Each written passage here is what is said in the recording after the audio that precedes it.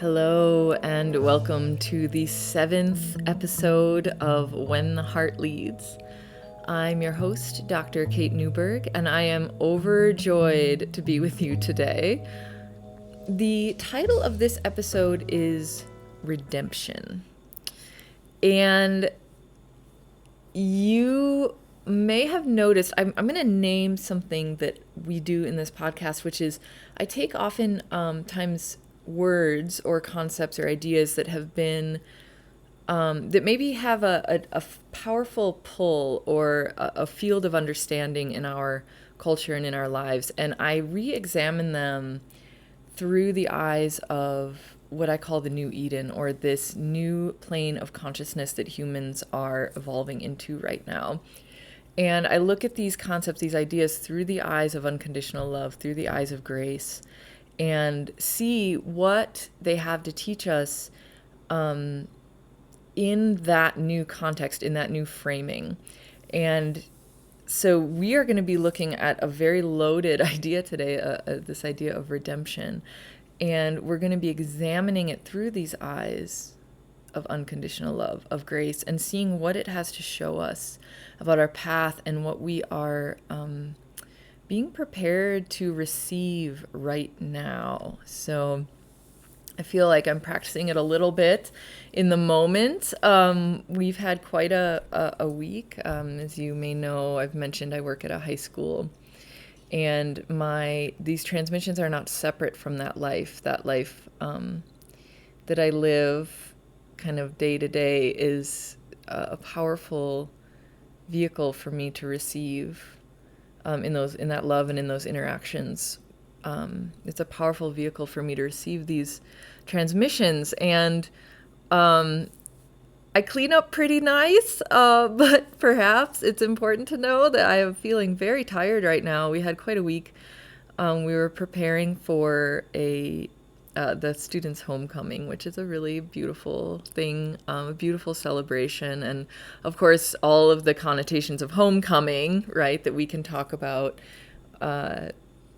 And I believe as well, if you're tuning in now or across time and space, what feels really true is that we also experienced a very powerful physical recalibration. And you could call it an upgrade. You could call it a recalibration. You could call it a preparation, a physical preparation for the light streams that we're going to be receiving and that we are receiving. And so many, many people I know have come down with different kinds of illnesses or just felt really tired. And so if you're tuning in right now and that's you, just know that that's actually, I'm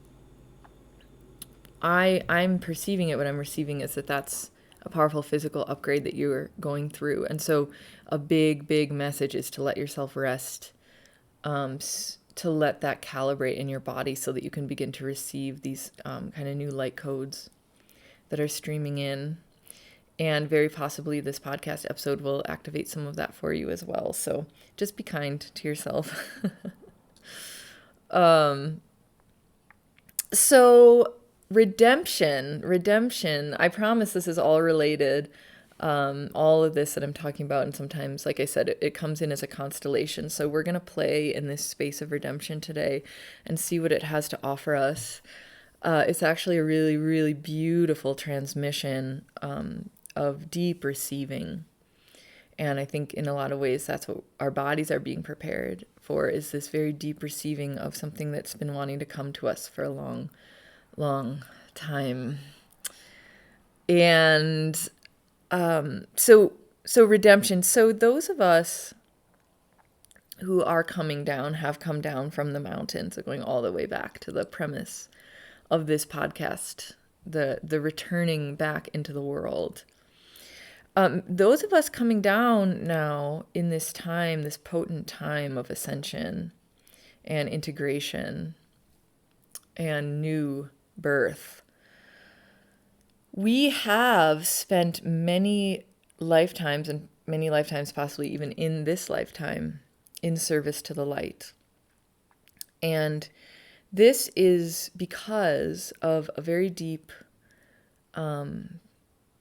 resolute vow, soul vow, that we took upon accepting life. And that's not just accepting form, but accepting life, as a soul, as an infinite being, as an eternal being. And our souls were, what I'm starting to understand is that our souls were a free will gesture, right? Our souls coming into being was a free will gesture. And when we came into being, we were imprinted with the original feeling of that perfect divine love. That's our original imprint. That's what we are. That was the light emanating from, you could call the womb of God, or the womb of the universe. We emanated as a perfect imprint of divine love. And that's our original frequency. And in this way, and this is a kind of a side note, but I think really important to mention in these, as we talk about redemption and as we learn a new framing, or perhaps receive a new framing for this idea of redemption, I want to mention that gratitude itself, gratitude for life, was a natural emanation, and it emanated as freedom and as this kind of inherent joy of being, just as a consciousness coming into being. It was imprinted with this love, and this love has all these shades to it, and one of these shades is gratitude, and one of these shades is joy, right? And this next thing I'm about to say is important because it's setting the tone in some ways for what it means to be redeemed in this lifetime. And so, as I mentioned, gratitude, you may have only positive, beautiful connotations with that word. Or you may feel in some ways that the word gratitude itself brings up something in you, a lack almost, because in many ways, especially this idea of gratitude itself has become, I'm going to say weaponized, and I don't think weaponized is too strong of a word, because it's been co-opted in some ways as a shaming mechanism. Sometimes as a vehicle for woundedness. There can be a lot of woundedness around the idea of gratitude especially if we're young, or we're enacting types of energies that are not of, our first highest light, that we're enacting energies of this woundedness. We can receive shaming around gratitude, like we should be grateful. We're shamed into being grateful for what we have. Like we should be grateful. We should stop being whatever, ungrateful, dissatisfied, discontented. Or we feel like if we're on this ascension path, we feel like these lessons that are coming in that are really challenging. And then someone just says, well, or we feel like we should be grateful for these lessons coming in, these challenges. And we're like, I really don't feel that grateful for this right now. And what I want to mention around this idea of gratitude, and as it emerged, as it was one of the original imprints of our light, as we emerged into the universe, as we emerged into being as consciousness, as a frequency, that when we become aligned with that more and more, and we're going to talk about that in this episode, gratitude is a very natural phenomenon. It just arises. It's the same thing with joy. It's the same thing with peace, right? The more we become aligned, the more we become in tune with this original frequency of our soul, the more this is just a natural emanation from within.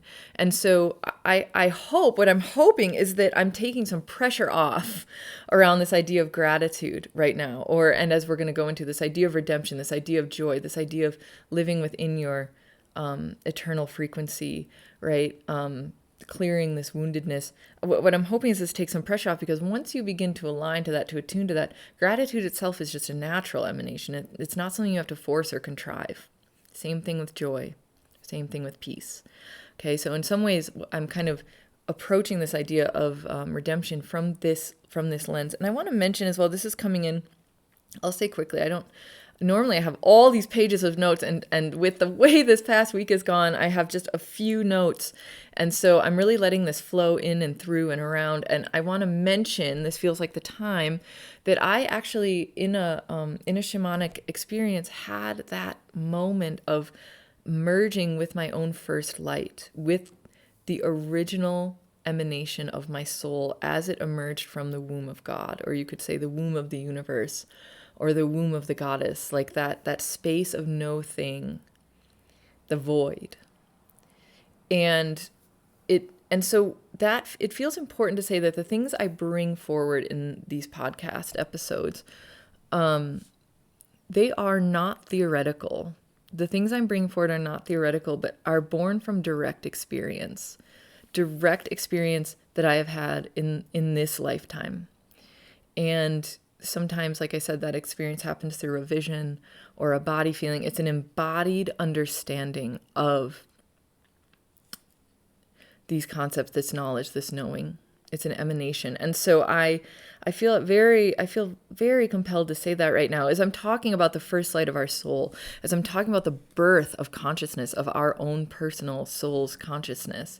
I'm not talking about that as a theoretical thing, but as something I have experienced in my body, in my knowing, right? And as I talk about the new Eden, as I bring that into understanding, in a lot of ways, podcast is a constellation of embodied understandings of the new Eden. As I talk about the new Eden, it's important to know we're bypassing at this point the constraints of the linear, rational thinking mind, and we're not allowing that to be our guiding force anymore.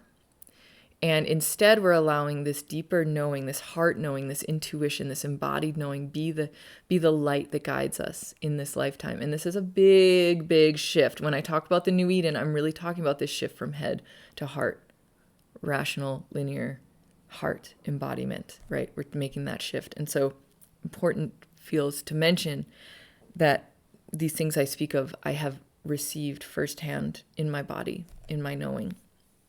So, that said, I wasn't expecting to say that, but it feels important for when we express authority on these things, and when you begin to express authority in your own wisdom, right? It's going to be that powerful embodied experience of healing that you yourself have gone through, and that's going to be the platform from which you speak. So, the universe doesn't let us teach unearned wisdom. It's something I've learned over and over again. So we talked about gratitude. So let's go back. We talked about gratitude, and I talked about how that's one of the original imprints as we burst into the universe as a form of consciousness, as an eternal light. Gratitude is one of the natural imprints that we come into the world with. And so in many ways, so we talk about how that has been in many ways through the wounding, co-opted. Gratitude itself has been co-opted as a shaming mechanism, but there's something in it that is pure and untouchable. And the same thing is true for this idea of redemption. So redemption can be shown in this way. When we look at redemption through the eyes of separation, through the eyes of the wound, through the eyes of, and I'll go back to it, original sin. We're going to talk about that today again. But when we look that at first moment of separation, where we felt the woundedness, where we felt like we were no longer within the wider circle of divine light, we were separate from it. When we look at redemption through that, we can see the ways that concept itself has been co-opted through the lens of trauma, of woundedness. And there is, when we bring redemption into the lens, when we experience it through the lens of our first light, of our divine light, it offers an incredible sense of joy and freedom. And so in order to feel that, I'm going to create a little bit of a contrast between what we think redemption is, what it's come to be known as in our culture, and what it looks and feels like through that lens of our first light, our divine light, the eyes of grace. Okay, so the way that I conceive of it and have conceived of it, it is almost impossible to talk about redemption as it's conceived of through the wounding without also talking about this idea of debt. D-E-B-T, debt, being in debt. And we're going to move from redemption as getting out of debt, essentially, this strange spiritual debt that was conferred on us when we first started to believe in original sin. And we're going to move from that, from redemption as a paying off of a debt, into redemption as just pure, unconditional, ever-flowing light and abundance.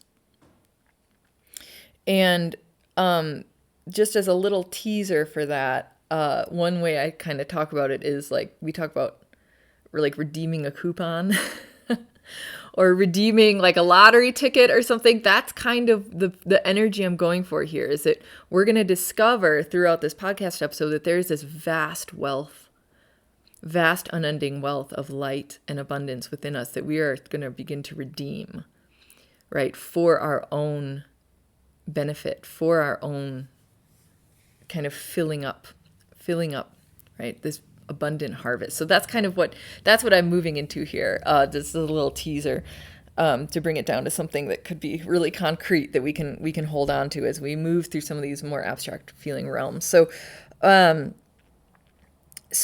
redemption is now in our psyche in some ways unconsciously associated with debt.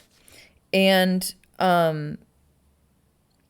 so in this episode, we'll reframe it through the eyes of grace so that it offers access to this inherent freedom and abundance that we already are. Right? So let's talk about, we haven't earned this, by the way. This light is something that it's what we were born with as a soul. And then as born into form, we were also born with this inherent light, this inherent abundance. And as we move closer to the light of our soul's vow, so I talked in the beginning about the vow of our soul, and we're going to talk more about what that means, right? When our soul was born, what the vow we took on, what it was, what it is. And so the more we move into the light of our deep and abiding vow of our soul, to uphold and live in this first light, to emanate this first light no matter what, we unlock the inherent abundance that the universe has for us, right? So it's not like it's earned, even though it kind of feels that way, and we'll talk about why it feels that way. It's more about a returning, a reclamation, a clearing, a healing, so that we begin to live in frequency with our first light as opposed to our wound. And the more we move, the more we heal our wound and allow ourselves to become irradiated with that divine love that we were born as, right? The more we unlock this feeling of unconditional, ever-flowing abundance within us. And I'm going to take a moment, like I have been doing, to read an excerpt from my book, and I hope that this is illuminating for you. I do this in the podcast episodes because when I write, it's the kind of the crystallization of a long, long, long process of sitting with, being with, learning from these things. And when I write it out, it becomes crystallized into words, into form. And so I'm going to read an excerpt. This is from a section in my first book. My first book is called The New Eden Paradise Retold. And this section is called Original Sin, Debt, and Redemption. And I have a couple excerpts to read here just to bring some of this into a different way of conscious awareness. So if you are following along, if you have the book and you're following along, we're starting on page 89. And I'm going to mention here, like I mentioned before, this idea of original sin, which was kind of our first debt, our first understanding of debt, right? Somehow we have been cast from Eden. We've been separated from God, from the divine, from source, however you conceive of it. And we need to somehow spend our lives in toil, right? Adam toiling, the sweat of his brow, Eve redeeming herself through the pain of childbirth, the pain of labor, right? That somehow this redemption can only come about through suffering, right? And that's what we began to believe. So this in some ways is we're going back to that original sin. And if one of the episodes I talk about original sin, as it is, as humans, as we are fractals of the whole. So we each have experienced our own moment of that as children.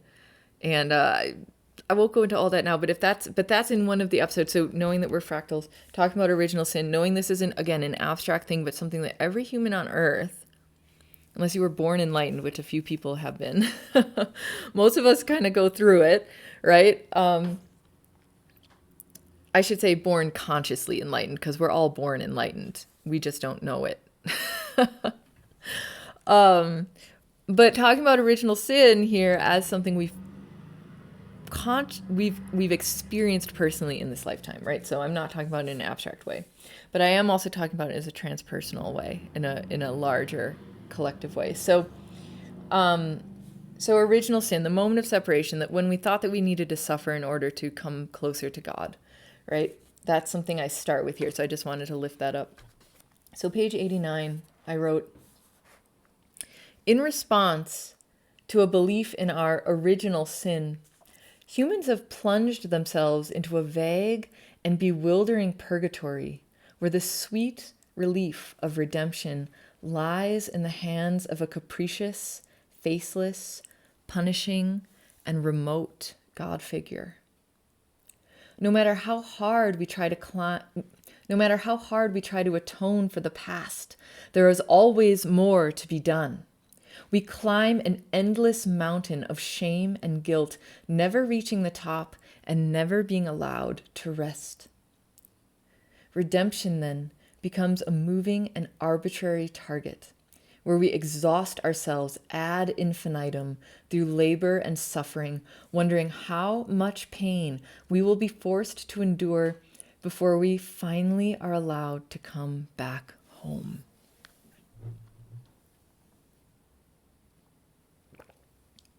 Ultimately, this scenario describes what it means to be in debt.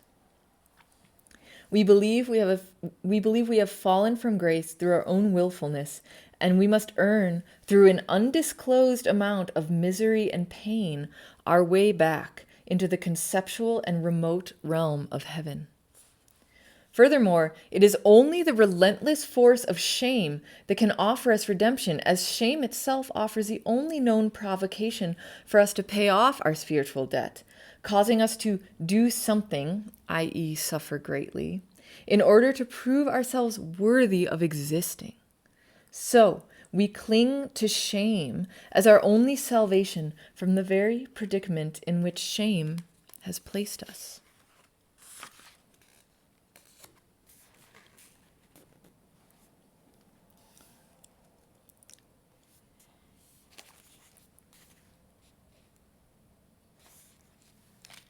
From there,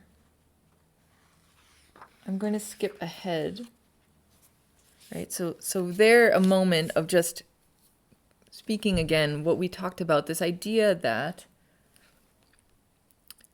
there's this, can you feel in that? I just want to say, can you feel in that, like, the anxiety of existence, right? That there's this thing, this undisclosed, vague, undisclosed thing that we have to do, some arbitrary amount of suffering that we need to experience before God's going to open the doors and let us back into the Garden of Eden, right? And many of us labor within this understanding. I know for many, many, many years, that's what I believed. That was, if we go back to last episode, when I talked about the little ant climbing the mountain, right? That was this idea of debt, this idea of needing to suffer to prove myself worthy in order to exist, right? In order to receive this thing that I already am, right? And that's what we're going to talk about next. So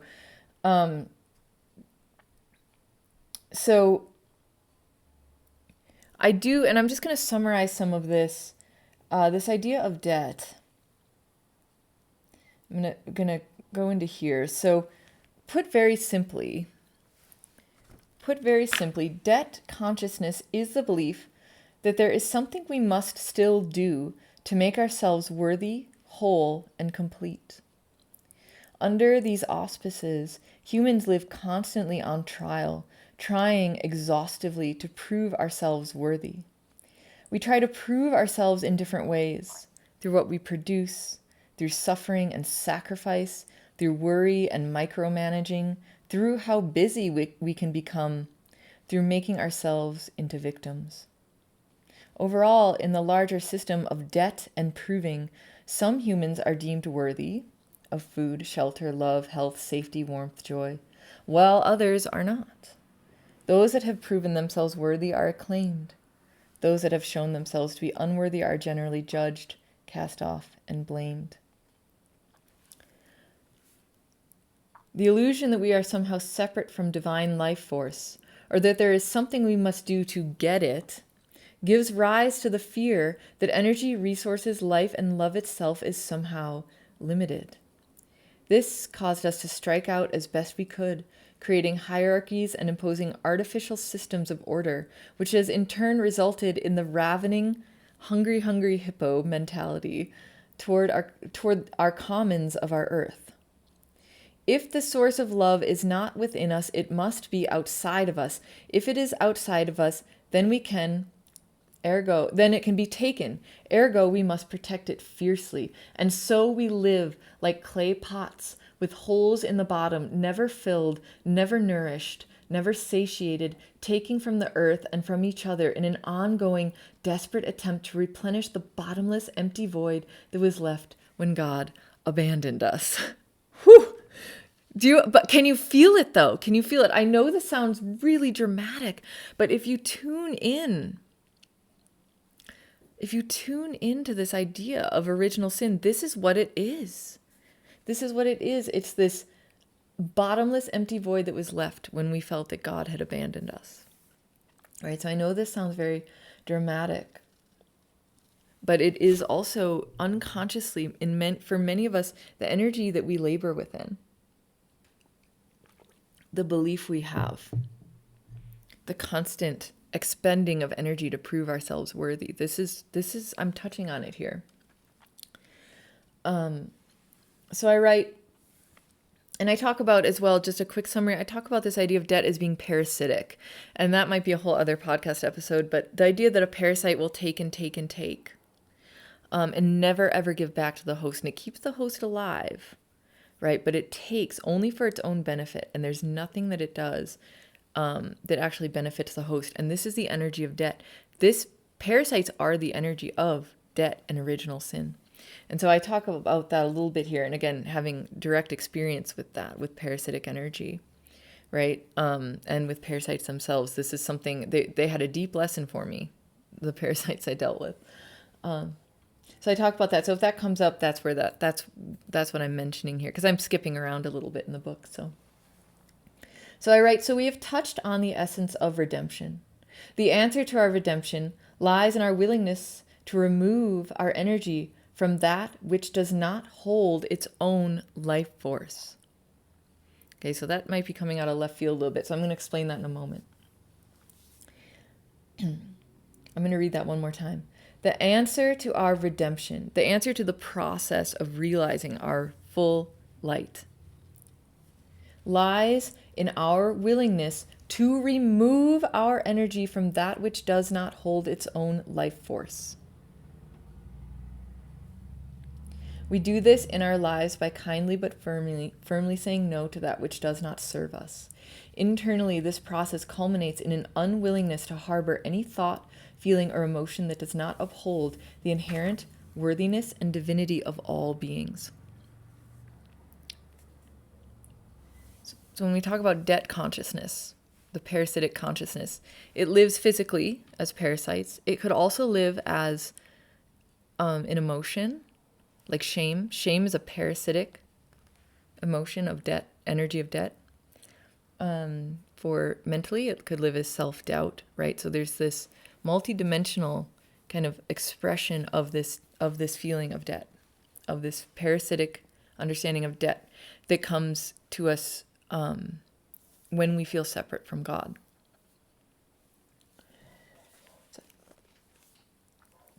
So I write Descartes. I'm talking about Descartes. Guys, we're just gonna let it all flow in and out. Just let it all flow in and out. Because this is all coming back to what it means to come back to our first light, right? So I said Descartes' influential statement, cogito ergo sum. I think I'm pronouncing that correctly. All my years of singing in Latin. Cogito ergo sum. I think, therefore I am. Offers a subtle and, I must say this, I may add masculine, right? Masculine, rational, linear. I think, therefore I am, offers a subtle reflection of our pervasive belief in separation. With this statement, Descartes has assumed that we realize existence through the mind. We see ourselves as the effect of the mind. As such, we elevate thought as a necessary precursor to being. We have, in effect, thunk ourselves into existence. Creation through the mind of the small I always results in a sliver of separation between who we are in truth and who we think we are, right? So our thought conception of ourselves versus who we are in truth, right? I think, therefore I am, elevates thought as the precursor to existence, right? We're going to turn that around right now.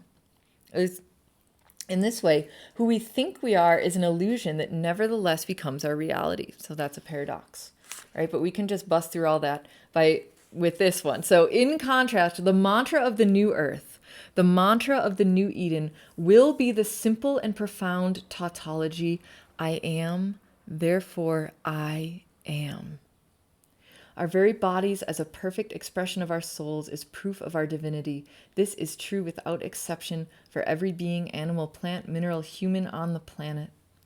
All are perfect manifestations of grace.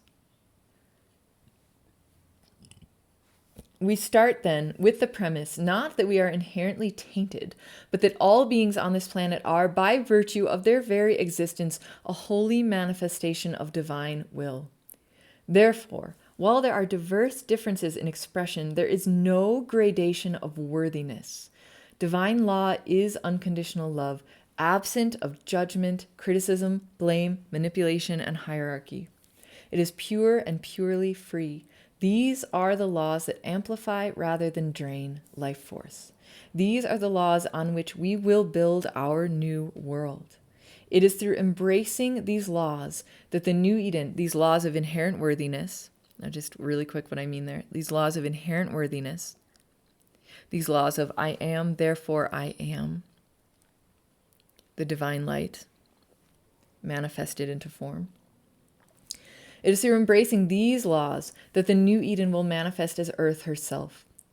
Once we allow ourselves to be lifted into divine law, every place and every being on earth will become paradise. We cannot make a wrong decision because we ourselves will be aligned with divine will. Therefore, our every action cannot help but perpetuate divinity. Everywhere we go and with everything we do, we will encounter only that which is life-giving, nourishing, and supportive. All will be reclaimed into love. As this Eden dawns, we enter into the divine and effortless ecstasy of being. I'm going to pause there. That was a lot. All right, we covered a lot there, throwing a lot at you. There'll be a little bit more from the book, but let's put it aside for right now and just kind of unpack some of that. So,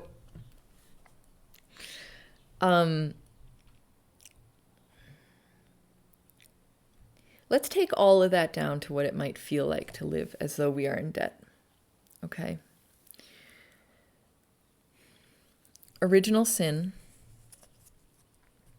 this wounding that made us believe that we were somehow separate from divine light, this casting out of Eden, what we began to believe was that there was something some undisclosed, vague, and arbitrary amount of suffering or producing or micromanaging or just feeling of anxiety that we needed to go through in order to be allowed back into Eden. And that's one of the reasons this week of homecoming has, like, the idea of homecoming has been so beautiful because it feels in some ways like the doors of Eden are being thrown wide open, have always been wide open to us.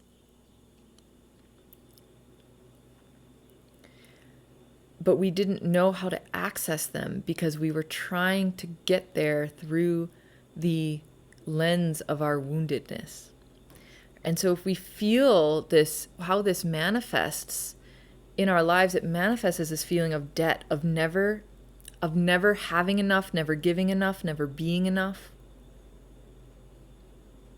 never producing enough, never suffering enough, right? How much will I have to do this? How long will I have to do this for until I can come back home, right? And so we're always catching up with this debt consciousness, with this parasitic consciousness. We're always catching up. We have this feeling of always being behind, of never being enough. And if you think about it, like, this is the least motivating energy on the planet. Like, we might be able to do it for a while, right? But at some point we are completely drained. Our life force becomes completely drained. And it sucks. And I think I mentioned this, but I did my dissertation research on workplace burnout. And in some ways I'm revisiting that theme over and over and over again of what situations, what types of mindsets, what contexts drain our life force, right? So we feel completely dried out, burned out, right? And with the idea of being born into original sin, right? Then we feel like we've already started out behind. Like the race is already started, and we're just getting to the starting line, and people are way ahead of us, and there's so much more we have to dig deep into our willpower in order to just stay afloat, right? This is not of the divine. The divine does not operate that way. The divine doesn't want us to suffer. It doesn't need us to suffer.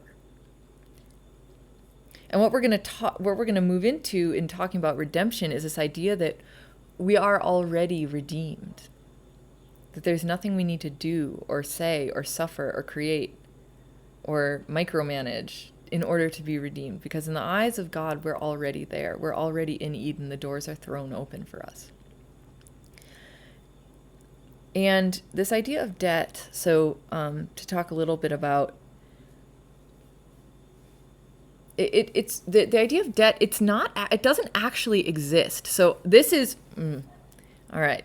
So this is where we can just clear it all. If we can really bring this understanding into our bodies, we can clear all debt right now, right? No matter what your bank account says, no matter what your energy levels say, no matter, whatever, we're going to clear the idea of debt right now. And of course, this is tied in with forgiveness, which I think forgiveness itself is a whole other podcast episode. So we're not going to go into that too much right now. But I want to talk about just the idea of just clearing it, right? Clearing it. Debt is a negative, it's like a net negative, right? But if we look at the natural material world, we can see that debt doesn't actually exist anywhere in the world. We made it up. The closest we can come to this idea of debt is the manifestation of parasites and viruses, because they act like debt, right? But they're actually a physical thing. They actually exist, right? If we're really boiling things down, and I'm going to enter into a little bit of abstract terrain right now. If we're really boiling things down into what actually exists, we can see that the world, the universe, is binary. And in its simplest form, it's made up of 1 or 0. Form or nothingness. Form or void. there isn't actually any negative that exists. And perhaps, I don't know, maybe the astrophysicists out there, my sister's an astrophysicist, she listens to this and tells me I'm totally wrong. And I'm open to that, right? Because it's all can get woven in. But from my understanding, the universe is made of, it's a binary form. It's 0 and 1. There is void and there is form. There is void and there is form. There is 0 and there is 1, respectively. And so when we talk about this idea of debt, if we look for it somewhere in the material world, we're not going to find it. And so what we discover then is that it doesn't actually exist. It's not actually supported by what is manifested, which means we made it up. We made it up entirely. Humans made it up. It's a thought form.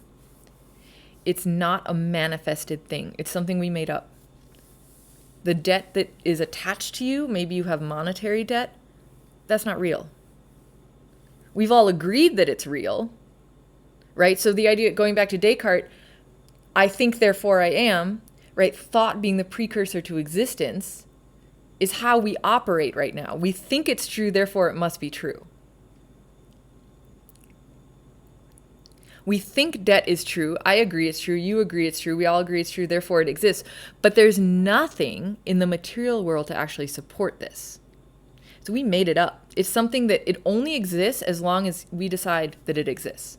It only exists as long as we all agree that it exists, right? And this is true for lots and lots of systems. And what we see is these systems that are in place, that are not supported by divine law, that are not, and divine law as it manifests into form, right? Not supported by form, not a natural system, an organic system, something we made up, right? Those systems require us to pour our own life force into them in order for them to keep living. They are parasitic. When we remove our belief from these systems, that they're true, that they're real, what happens when you remove your life force from a parasite? It cannot survive. It does not have its own taproot to source. It's not able to exist without your life force, pouring your life force into it. Our systems that create this, that perpetuate this idea of debt, that perpetuate this idea of original sin, can only survive if we believe in them. And as we believe in them, we pour our life force into them. And we are drained, just like viruses, just like parasites. If we can begin to remove our beliefs, our energy from these systems, if we can begin to stand up and say, you are not real and do not exist. You only exist insofar as I believe in you, and I don't believe in you, therefore you're gone. If the more of us that can begin to do this, the more these systems are going to dissolve, and we will come back into alignment with divine light, with divine law, with organic systems that are based on the premise of inherent worthiness, of our first light.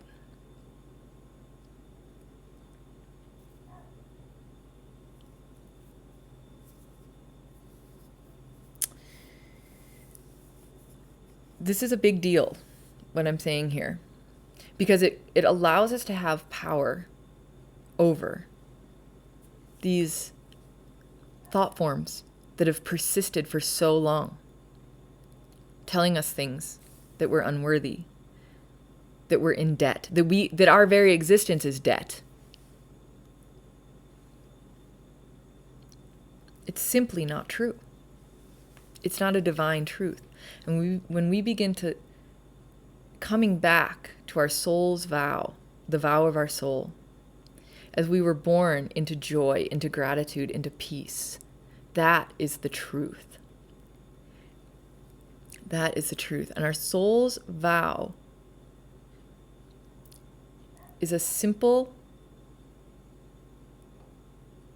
declaration of that truth. And the more we can live in that way, the more we begin to live in that way, right? The more we come into alignment, into attunement with that first light, that divine light. This is, again, what I've said before again and again, is this isn't the ultimate overrider. of these systems of debt, of unworthiness, of brutality, of exploitation, of denial of your inherent divine worthiness, right? When you come into alignment with your soul's vow, the vow of living as perfect worthiness, perfect divine light, you unlock all of the inherent power of that.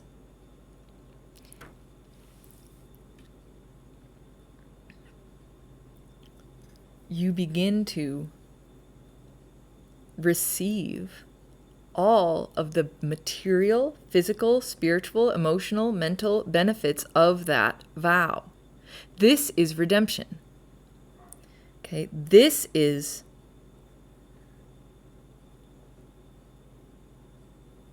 the way that we are designed to live. We are not designed to live toiling in labor by the sweat of our brow. We've done that. We've gone through it. But that's not how we're designed to live. Right? Those systems that are in place that we've created from our mental conceptions are not in attunement or organic attunement with divine law.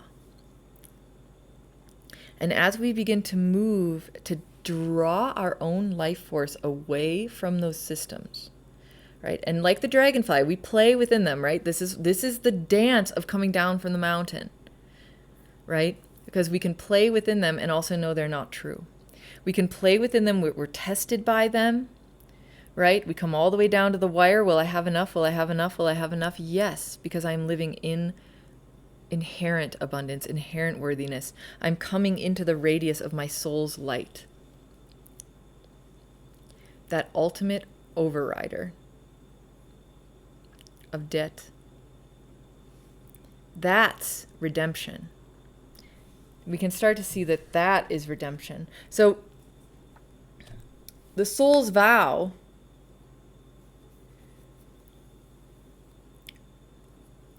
This is not a small episode. This is a big episode. This is a big declaration here. Right? So the soul's vow means seeing through underneath all of the mental, this is the Maya that they talk about, the Maya that feels so real, these thought forms that feel so real that we're enmeshed in them from the time we are born. People start telling us that these things are true, right? And the soul's vow is to, in all these places, bring the knowledge of our first light, our divine light, into these systems and see how it completely begins to undermine all of the values that these systems are based on. These values of some people are worthy and some people are not. We're separate from God. We need to suffer greatly in order to come back to God, right? All these things, all these unconscious belief systems that run, programming that runs. Our soul's vow is to come back into our first light of divine truth and look at those systems and undermine them just by our very existence. And oftentimes this means we come into these systems, we come down from the mountain, we hold in our hearts the knowledge of our inherent worthiness, our divine light, and this means oftentimes being a way shower in humanity. All right, so I did not expect this episode to take on this form, but here we go, we're going into it. So this means being a way shower in humanity. This means we are going on ahead, right? And we are being deeply and thoroughly initiated by the world into this incoming consciousness. And there's a story coming through of, so what many of us are maybe have been feeling, and why this summoning of this is so important, of us coming down from the mountain, that we can begin to come together in our light, right? Because for so long, as a way shower, part of our initiation has been to hold this light through systems, contexts, circumstances, darkness. It doesn't support it. And we had to keep coming back again and again and again to our own internal voice. And there's two kind of images that come to mind. One is One is the image I once got of a crone. There's the crone archetype. We talk a lot about archetypes in this podcast, but she holds a lamp. And I see her walking in these deep, dark dungeons, these bowels, with only the light of her lamp. And she's alone, finding the way with her lamp. And eventually, she understands that she is the lamp, right? That light that feels externalized eventually merges so that she knows that wherever she walks, she is the light. No matter what circumstance we go into, no matter what context we go into, no matter who we meet, we have internalized the light, our internal lamp. It is us, and we are the light, right? And this is that level of mastery. But to get there, we've been deeply, highly initiated, right? Through the world itself. We have been baptized by pain, by suffering. We have gone into those places. We've been opened by life. In the last episode, I talked about how we've been broken open, and that's been part of our initiation, right? And so all this has happened to us to break through the Maya, the illusion, the thought forms that feel so real, but are only real as long as people agree with them. And we've stopped agreeing with them now. We're not agreeing with them anymore. We're in the process of not agreeing. We've brought our light into those places. We've been buffeted by them, but we've never been overtaken, right? We've always come back into our soul's vow of living this divine inherent worthiness, this divine light, no matter what, which just is. Our light just is. It's not something we have to find. We come back to it again and again. And there's a one other story coming forward that many of us have felt. We felt this. And it's a story, it was a deep initiation of Mary Magdalene. And I do have permission to tell this story. Because it's really important right now, it was an initiation where she was blindfolded. She was young, really little. She was blindfolded, and the blindfold did not come off for a long time. So every step she took, she had to feel her way through the darkness. This step in darkness, this step in darkness. With all the questions arising, am I alone? Are there people around me? Am I safe? Is this step safe? How do I trust? How can I learn to trust this step? How can I learn to trust my other senses, right? How can I learn to trust my internal sense? And also the people, if there are people around me, how can I trust them? Right, so she's feeling her way through this darkness. And many of us wayshowers have felt that deeply. Is there anyone else out there who understands? Am I the only one thinking these things? How can I possibly explain this experience to anyone? Right? And we've come through all of that. We've become the lamp.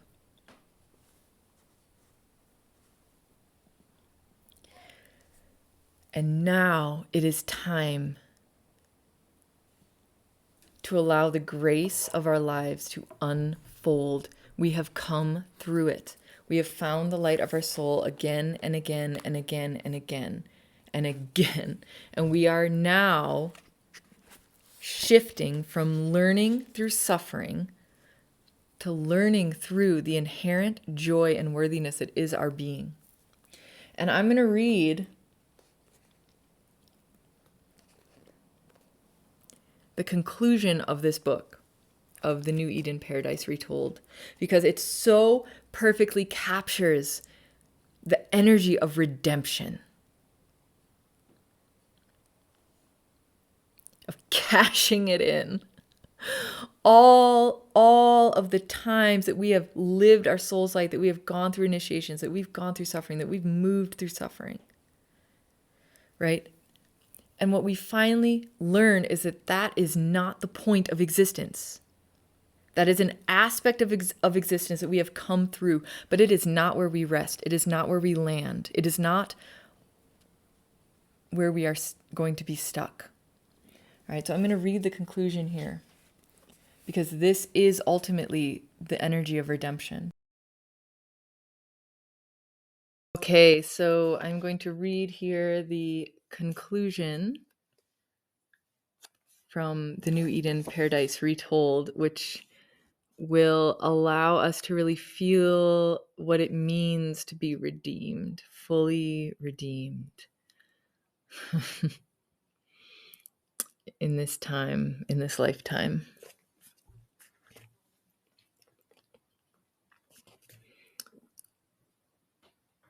You have been seeking, I know. It has been a long, hard road of seeking. It has been a time of blind stumbling, of weariness, of dead-end paths and fitful restlessness. You have suffered and touched the depth of your suffering not once, but again and again. You have plumbed your own darkness with courage and resilience and devotion, diving into the deeps once more and once more again, just to make sure there was nothing left to bring to the surface. I know the number of times you have stared at the jagged peak of yet another mountain, your enthusiasm flagging at the thought of another climb. I know the weariness that is seeped into your bones. Another peak, another climb, another false summit, another dogged journey. You have felt the wind on your face and the earth under your feet. Sometimes you have felt her under your knees. You have sunk your hands into her damp body and wept until there was nothing left. Your muscles have grown hard and strong with climbing, your face marked with the character and strength that comes with stumbling and moving forward. You have learned the lessons that come with loss and grief. You have shouldered the mantle of your choices. You have let your heart break open and break again until it has become one continuous stream, the breaking and the opening merging into one, the natural heartbeat of love and loss. In this courageous and determined seeking, in your relentless plumbing of depths, in the resolute taking on of shadow after shadow, fear after fear, you may have forgotten why you began it all in the first place. You may have forgotten the point of your seeking, your climbing, your suffering, your growth. You did not come here to fight eternal shadows. You did not come here to climb endless mountains. You came here to shine your bright and exuberant light into the world. You came here to rest at last in joy. It is time now to claim that joy. You have not known a life without battle, without something to conquer, to confront, to prove, to do. But I tell you that life you have known is over. You have found what you are seeking. You have been lifted into the place beyond proving, beyond seeking, beyond knowing. And so, your final act of courage, your final sovereign choice will be to accept the life you have known is over and to open to the dawn that is even now upon you. The fighting, the seeking, the striving, the climbing and endless wearying journey is at an end. It is time to trust that you are complete. You are whole. You have found all you need to find. You have fulfilled all you need to fulfill. You have suffered all you need to suffer. It is time now to harvest the fruits of your suffering, your searching, your courageous growth. It is time to rest in the soft and welcoming dawn of a new, life, one of abundance and well-being, one of generosity and peace and celebration and endless empowerment. It is time to dance in the light of your breaking dawn. It is time to trust that all you have ever wanted is coming to pass. You do not need to earn it. You do not need to prove yourself worthy. You do not need to strive or change or grow or fight. You do not need to seek anymore. You need only to open and receive. You need only to rest at last in the gentle embrace of your eternal garden, the unchanging, indwelling Eden of your perfect heart. Be still now and know that you are God.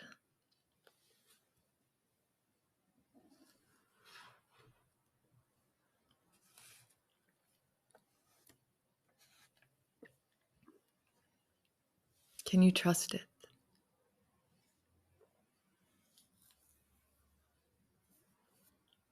Can you trust that it's time now for your redemption?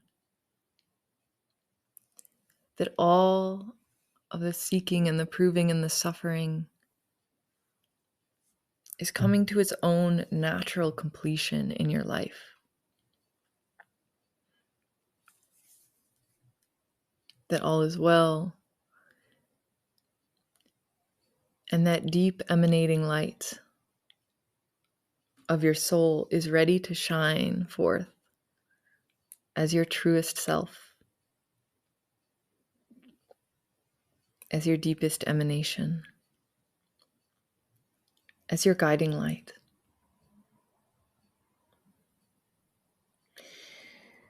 We have sought through the darkness, we have been blindfolded. We have wondered if we are the only ones. And now it's time for us to claim all that is ready to come to us. We are the way showers. We know because we have come through the illusion and the Maya and the suffering and found again and again and again the light of our soul.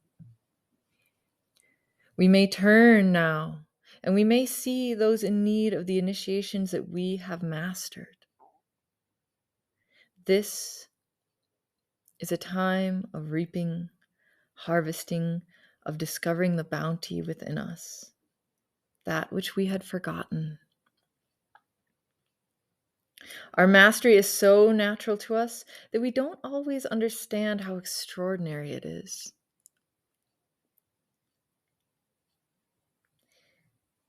Listen when people speak of it.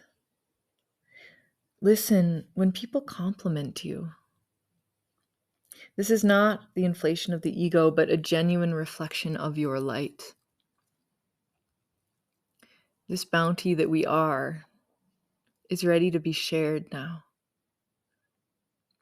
We have arrived, and there are many, many, many, many who need our light now, who are coming through the initiations that we have mastered. This is a time of celebration, of coming together, of holding those who come behind us and honoring those who have come before us. This time of redemption, of redeeming all of the light that is already ours, and letting it flow through us into our world, into every dimension on which we exist, in which we exist, through which we exist. Let this light be. As we claim our soul's light, we will grow. We receive more and more and more of who we already are. And we become comfortable with that. The mountain that we become visible, commanding vast, vast resources of light. This is us. This is now. It is time now to open and receive all that we already are. And that is our ultimate redemption.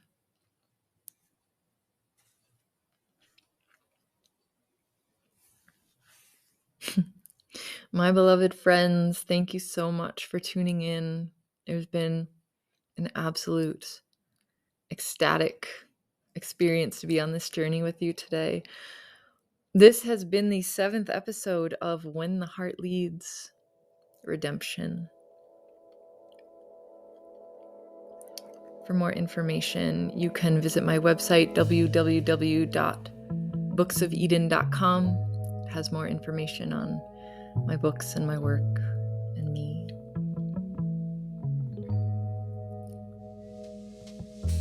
Thank you so much for tuning in. From my heart to yours. Till next time.